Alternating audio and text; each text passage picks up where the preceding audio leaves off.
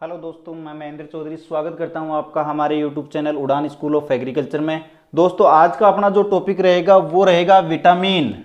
क्या रहेगा? विटामिन।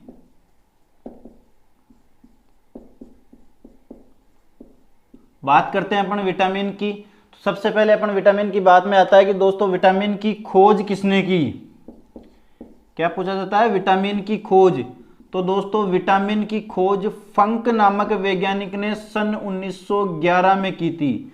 कब की थी? सन 1911 में फंक नामक वैज्ञानिक ने विटामिन की खोज की थी। अगली बात आ जाती है दोस्तों कि क्या विटामिन, कई बार क्वेश्चन पूछ लिया जाता है कि क्या विटामिन ऊर्जा के स्रोत हैं?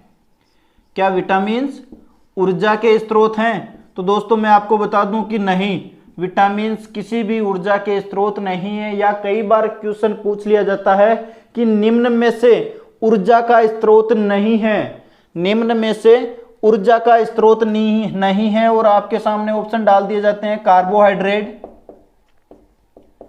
कार्बोहाइड्रेट, वसा, प्रोटीन व विटामिन्स।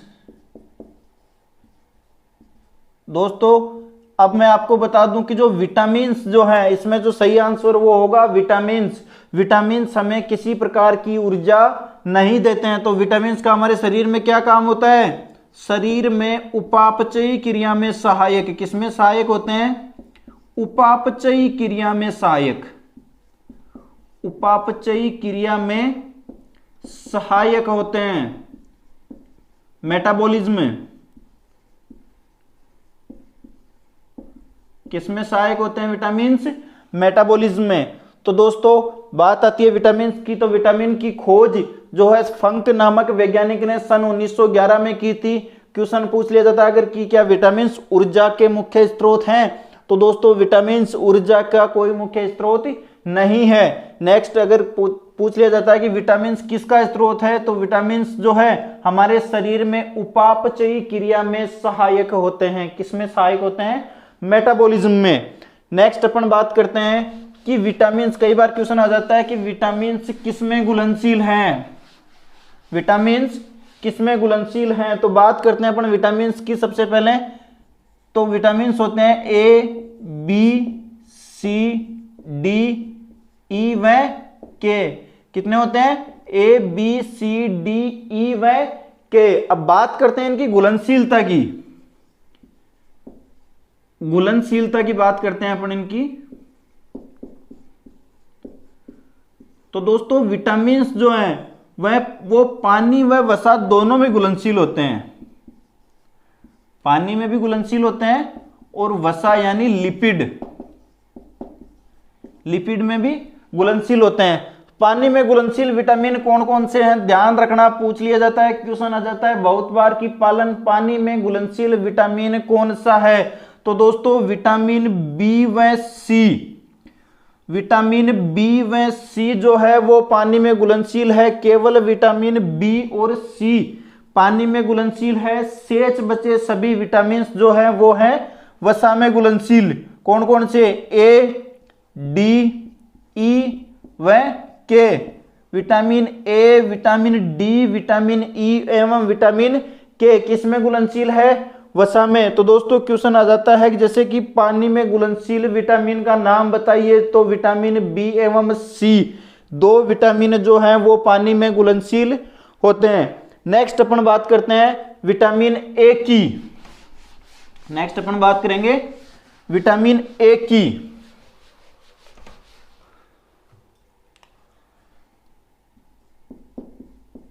विटामिन ए बात करते हैं दोस्तों अपन विटामिन ए की। तो विटामिन ए जो है इसका दूसरा क्या नाम है? रेटिनोल। क्या नाम से जाना जाता है? रेटिनोल के नाम से। विटामिन ए को रेटिनोल के नाम से भी जानते हैं। और इससे होने वाला जो रोग है वो कौन सा है? रतौंधी रोग। रतौंधी रोग। विटामिन ए की या रेटिनोल की कमी से जो रोग होता है उसका नाम है रतौंधी रोग। कौन सा रोग है दोस्तों? रतौंधी रोग। नाइट ब्लाइंडनेस, इसको क्या कहते हैं?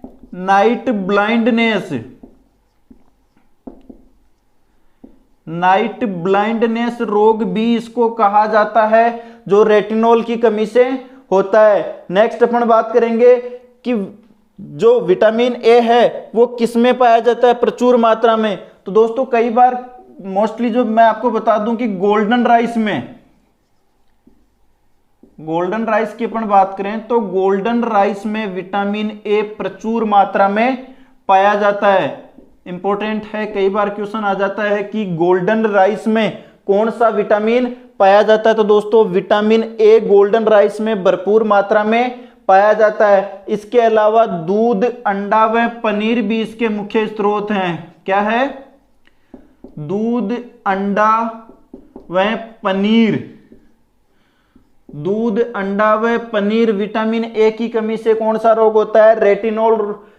विटामिन ए का क्या नाम है? रेटिनॉल। और रेटिनॉल की कमी से होने वाला रोग कौन सा है? रतौंधी रोग, नाइट ब्लाइंडनेस रोग। इसमें दोस्तों इसका जो रोगी होता है उसको दिन में तो साफ साफ दिखाई देता है, लेकिन रात में नजदीक पड़ी वस्तु भी दिखाई नहीं देती। आप कहोगे कि सर रात में तो किसी को दिखाई नहीं देता, लेकिन दोस्तों इसका जो रोगी होता है इसको नजदीक पड़ी हुई चीज भी बिल्कुल साफ दिखाई नहीं देती। इसलिए इसका जो अच्छा जो स्रोत है वो है गोल्डन राइस या दूध, अंडा व पनीर।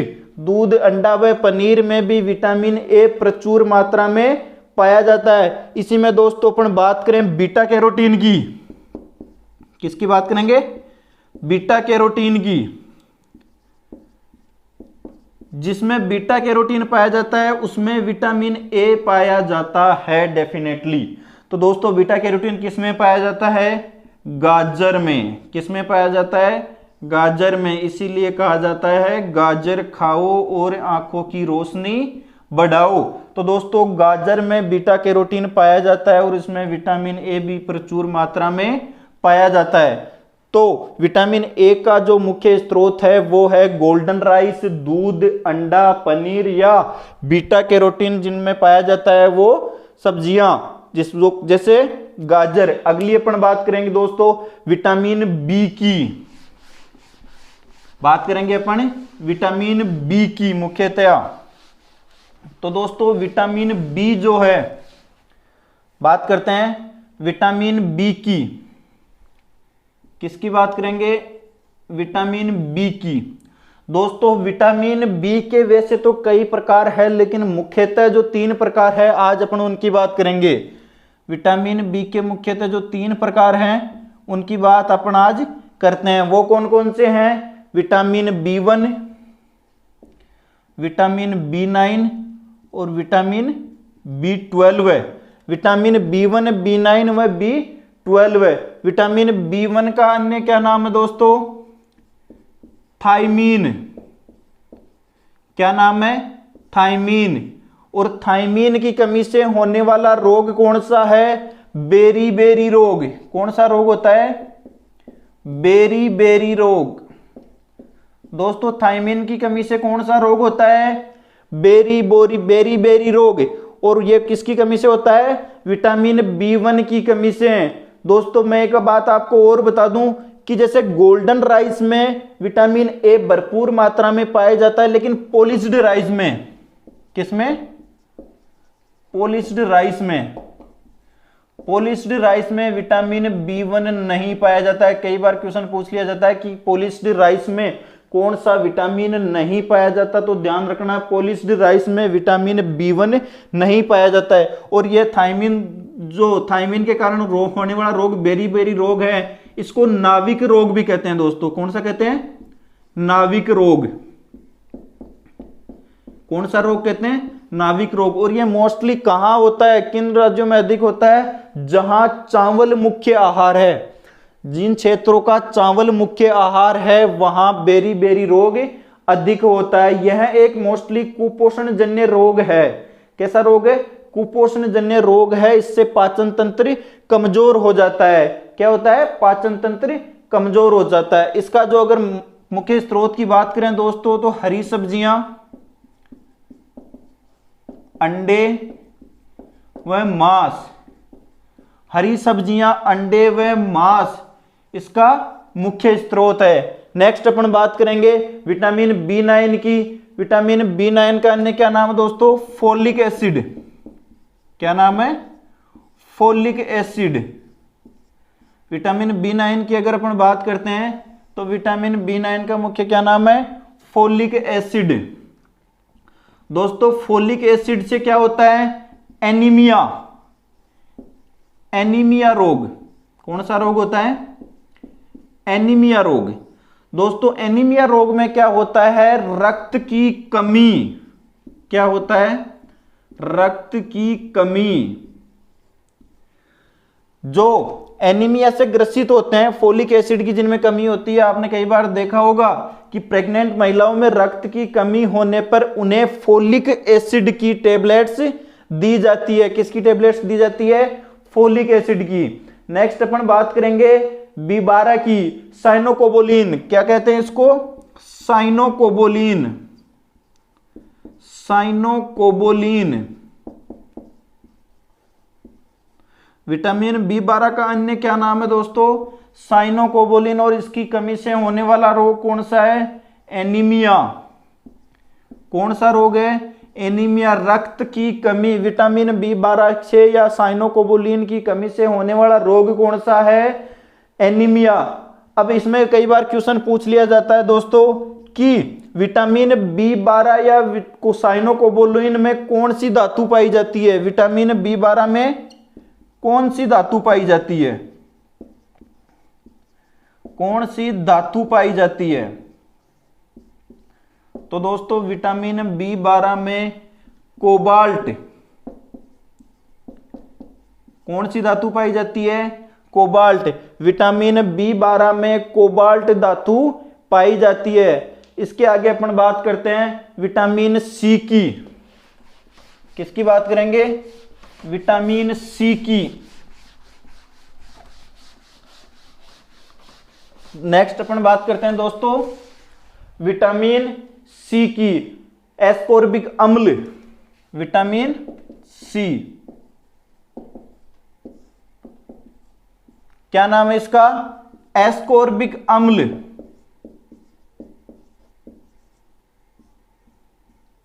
एस्कोर्बिक अम्ल। दोस्तों विटामिन C का अन्य क्या नाम है? ध्यान रखना, एस्कोर्बिक अम्ल। इससे कौन सा रोग होता है? स्कर्वी रोग होता है। कौन सा रोग होता है? स्कर्वी रोग। विटामिन C की कमी से होने वाला रोग कौन सा है? स्कर्वी रोग। इससे क्या होता है दोस्तों? मसूड़ों में खून आना प्रारंभ हो जाता है एवं मसूड़ों में सोजन आकर दांत गिरना प्रारंभ हो जाते हैं। किसकी कमी से? विटामिन C की कमी से, एस्कोर्बिक अम्ल की कमी से स्कर्वी रोग होता है। और स्कर्वी रोग में मसूड़ों में खून आना प्रारंभ हो जाता है। कई बार इसमें दोस्तों क्वेश्चन पूछ लिया जाता है कि दूध में कौन सा विटामिन नहीं पाया जाता? दूध में कौन सा विटामिन नहीं पाया जाता?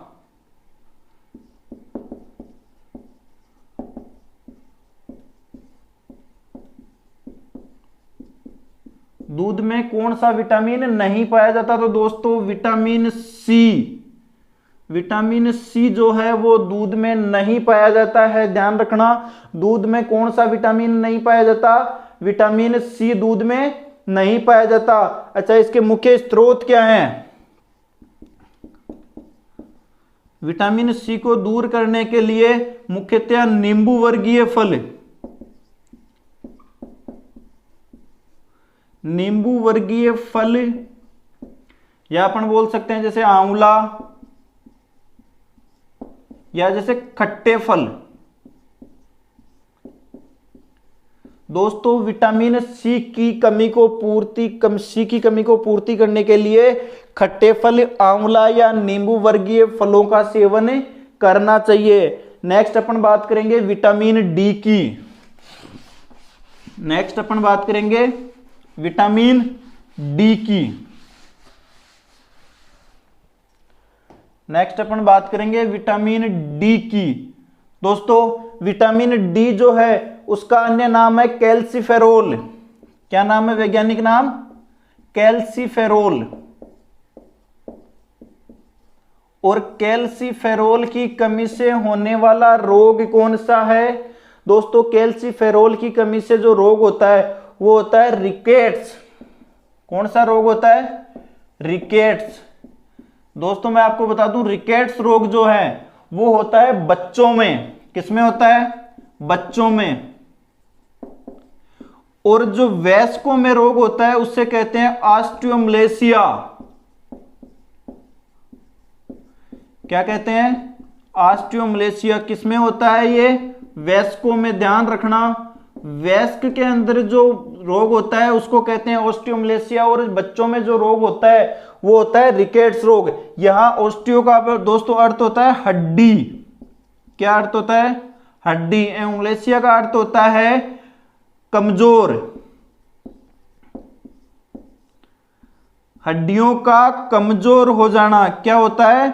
हड्डियों का कमजोर हो जाना। ये तो किसमें होता है? वयस्कों में होता है। और बच्चों में जो रोग होता है उसको क्या कहते हैं? रिकेट्स रोग। इसका जो दोस्तों मुख्य स्रोत होता है वो होता है सूर्य। क्या होता है दोस्तों? सनलाइट। सुबह जो 11 बजे तक सूर्य से निकलने वाली किरणें होती है वो इसका मुख्य स्रोत होता है। क्या होती है? सनलाइट। दोस्तों जन्म के समय बच्चों में आपने देखा होगा मोस्टली पीलिया रोग होता है। कौन सा रोग होता है? पीलिया रोग होता है। और उसको दूर करने के लिए सनलाइट की जरूर आवश्यकता होती है। तो विटामिन डी की कमी से जो होने वाले रोग हैं वो है रिकेट्स एवं ऑस्टियोमलेसिया। इसका दूसरा क्या नाम है? कैल्सीफेरोल।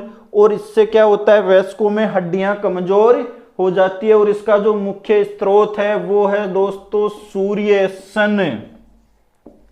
सूर्य की किरणें सुबह प्रातः 11 बजे तक जो सूर्य की लाल किरणें निकलती है वो विटामिन सी का मुख्य स्रोत होती है। नेक्स्ट अपन बात करेंगे दोस्तों विटामिन ई की। किसकी बात करेंगे? विटामिन ई की। विटामिन में जो अपना अगला विटामिन अपन बात करते हैं वो बात करेंगे विटामिन ई की। दोस्तों विटामिन ई को अन्य क्या नाम से जाना जाता है? टोकोफेरोल के नाम से। क्या नाम से जाना जाता है? टोकोफेरोल के नाम से। दोस्तों भारत का ये तो प्रसिद्ध रोग है। क्या नाम से जाना जाता है? टोकोफेरोल के नाम से। इसमें क्या हो जाता है दोस्तों? इनफर्टिलिटी। इसकी कमी से होने वाला रोग क्या है? इनफर्टिलिटी।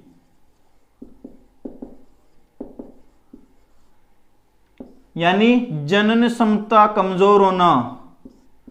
जनन क्षमता में कमी।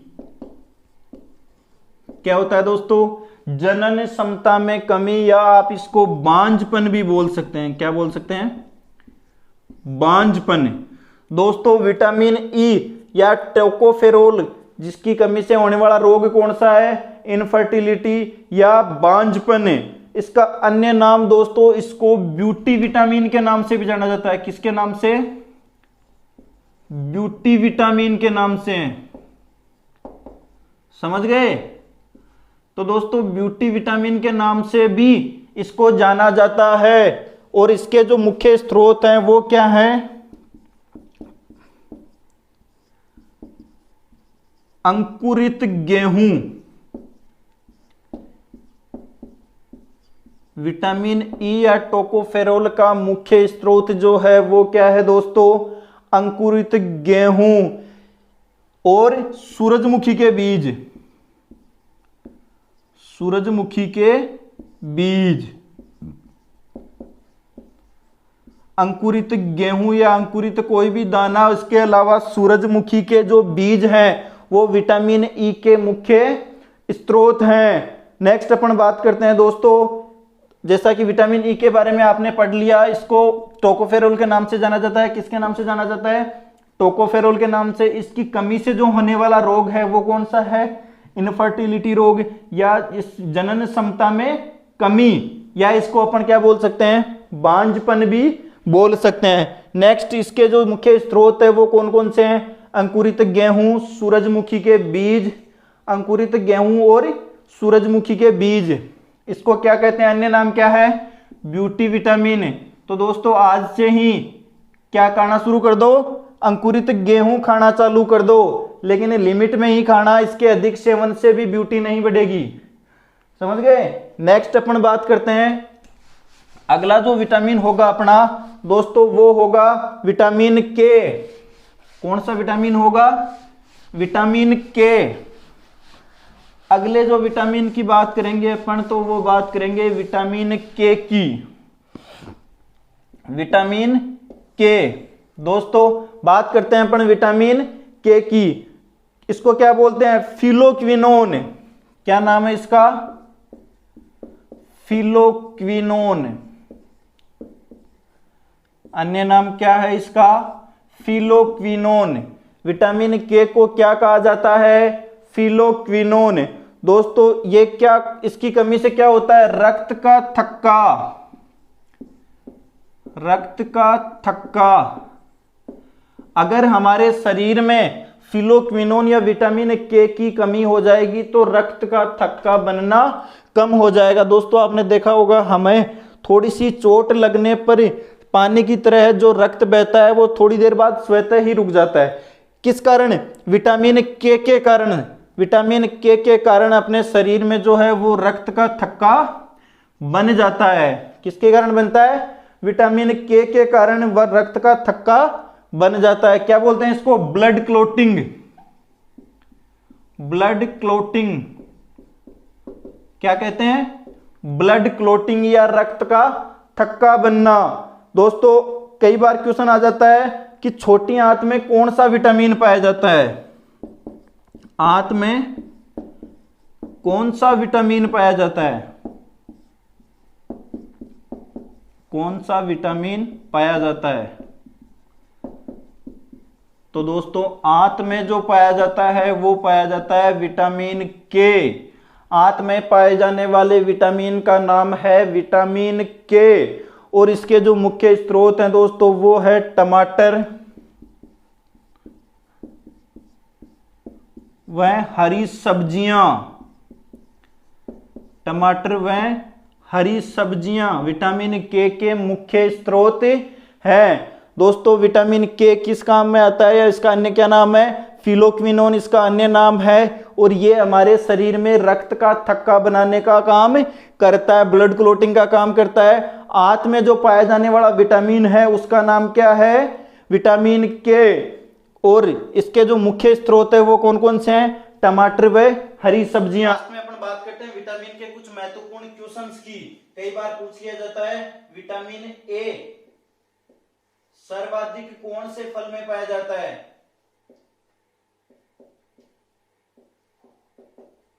सर्वाधिक कौन से फल में पाया जाता है? तो दोस्तों अगर फलों की बात आती है तो विटामिन ए सर्वाधिक पपीता में पाया जाता है। किसमें पाया जाता है? पपीता में। और इसके बाद अगर अपन बात करें तो आम में पाया जाता है। फल की अगर बात आती है तो सर्वाधिक विटामिन ए पपीता में पाया जाता है और उसके बाद आम में पाया जाता है। नेक्स्ट अपन बात करते हैं सब्जियों की। कई बार पूछ लिया जाता है सब्जियों में। तो दोस्तों अगर सब्जियों में पूछा जाता है तो विटामिन ए जो सर्वाधिक जिन सब्जियों में पाया जाता है वो है गाजर। किसमें पाया जाता है? गाजर, बीटा कैरोटीन। और इसके अलावा धनिया, धनिया में भी विटामिन ए प्रचुर मात्रा में पाया जाता है। नेक्स्ट अपन बात करते हैं इसके अन्य स्रोत। तो दोस्तों अन्य स्रोत में इसका मछली, मछली में भी विटामिन ए प्रचुर मात्रा में पाया जाता है एवं दूध, दूध में भी विटामिन ए पाया जाता है। तो दोस्तों सर्वाधिक अगर फलों में पूछा जाता है विटामिन ए के बारे में तो पपीता एवं आम है। पहले अपन ने पढ़ा था जैसे कि गोल्डन राइस, गोल्डन राइस में विटामिन ए प्रचुर मात्रा में पाया जाता है। लेकिन अगर फलों की बात आती है तो फलों में पपीता में एवं आम में। सब्जियों की बात आती है तो गाजर एवं धनिया तथा इसके अन्य स्रोत और कौन से हैं? मछली एवं दूध। नेक्स्ट अपन बात करेंगे विटामिन बी की। विटामिन बी की। तो दोस्तों विटामिन बी का जो अच्छा स्रोत है वो है, नेक्स्ट अपन बात करेंगे विटामिन बी की। Vitamin B, B1। तो दोस्तों विटामिन B1 जो है वो मुख्यतः पाया जाता है अंडे एवं मांस में। अपन ने पीछे पढ़ा था अंडे एवं मांस में। और सब्जियों की बात आती है तो हरी पत्तेदार सब्जियों में, किसमें पाया जाता है? हरी पत्तेदार सब्जियों में। हरी पत्तेदार सब्जियों में विटामिन B1 पाया जाता है। नेक्स्ट अपन बात करते हैं विटामिन B9 की। विटामिन B9 की, तो दोस्तों विटामिन B9 भी जो है वो हरी पत्तेदार सब्जियों में, हरी पत्तेदार सब्जियों में जैसे पालक व करौंदा में भी, पालक व करौंदा में विटामिन B9 प्रचुर मात्रा में पाया जाता है। बात करते हैं विटामिन B12 की, तो दोस्तों विटामिन B12 जो है वो मछली व अंडा में भरपूर मात्रा में पाया जाता है। किसमें? मछली व अंडा। क्वेश्चन आ जाता है विटामिन B12 में, विटामिन B12 के अच्छे स्रोत है। अगर ऑप्शन में मछली या अंडा आता है तो सर्वाधिक किसमें पाया जाता है? मछली या अंडा में। नेक्स्ट अपन बात करेंगे विटामिन C की। विटामिन C की, दोस्तों जैसा कि विटामिन C के बारे में अपन ने पहले बात की थी, सर्वाधिक विटामिन C किसमें पाया जाता है? नींबू वर्गीय फलों में। नींबू वर्गीय फलों में विटामिन C प्रचुर मात्रा में पाया जाता है, या आप कह सकते हो खट्टे फलों में। खट्टे फलों में जैसे आंवला, विटामिन C का जो मुख्य स्रोत है वो क्या है? आंवला। नेक्स्ट अपन बात करेंगे विटामिन D की। दोस्तों विटामिन D का जो मुख्य स्रोत है वो है सनलाइट। पीछे अपन ने पढ़ा था विटामिन D का मुख्य स्रोत क्या है? सनलाइट। नेक्स्ट अपन बात करेंगे विटामिन E की। किसकी बात करेंगे अपन? विटामिन E की।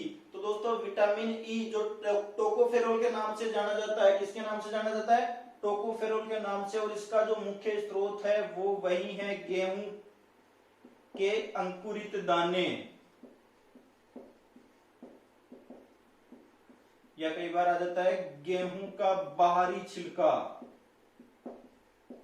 बाहरी छिलका। विटामिन E जो पाया जाता है वो अंकुरित गेहूं में भरपूर मात्रा में पाया जाता है। लास्ट पूछ लिया जाता है विटामिन K के बारे में, आखिरी अपन बात करेंगे। तो दोस्तों विटामिन K जो है वो पाया जाता है सब्जियों की अगर बात आती है तो फूल गोभी में। किसमें पाया जाता है? फूल गोभी में एवं सोयाबीन में भी। सोयाबीन में भी विटामिन जो K है वो प्रचुर मात्रा में पाया जाता है। दोस्तों विटामिन का जो टॉपिक है इसी के साथ आज अपन समाप्त करते हैं। अगला टॉपिक जो अपन मिलेंगे अगले वीडियो में, तब तक हमारे जो चैनल है उसको लाइक कीजिए, शेयर कीजिए, सब्सक्राइब कीजिए। धन्यवाद।